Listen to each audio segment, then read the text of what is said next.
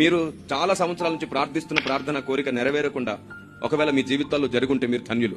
ఎందుకో తెలుసా? ఎవరి జీవితంలో దేవుడు కార్యంలో ఆలస్యం అవుతుంటే మౌనంగా ఉంటాడు తెలుసా? ఆయన ఎవరిని ఎక్కువగా నమ్ముతాడో వారి జీవితంలో కార్యంలో ఆలస్యం అవుతాయి.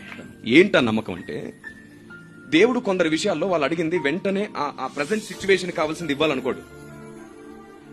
దేవుడు వాళ్ళని ఎంత నమ్ముతాడంటే, వీళ్ళైతేనే దీన్ని ఓర్చుకుని సహించి కూడా నన్ను ప్రేమించడమే కాదు, సాతాన్ని ఓడించడమే కాకుండా అందరినీ బలపరచగల శక్తి వీళ్ళకే ఉంది అని దేవుడు కొందరిని నమ్ముతాడు. వారు పలికే ప్రతి మాటకు ఆయన చెవి ఒగ్గుతాడు, వెంటనే వింటాడు. అలాంటి నీవు ఏ ప్రాబ్లమ్స్ తో ఉన్నావో అలాంటి ప్రాబ్లమ్స్ తోనే ఈ భూమి మీద చాలా మంది ఉన్నారు. అవునా? అయితే నువ్వు అదే ప్రాబ్లం గురించి నీ కోసం చేసుకోకుండా, ఏ సమస్య అయితే ఉందో నీకు అదే సమస్యతో బాధపడుతున్న అనేకుల కొరకు ఏడువు. భారంతో నిండిన నీ హృదయం చేసే ప్రార్థనను బట్టి వారిని విడిపించి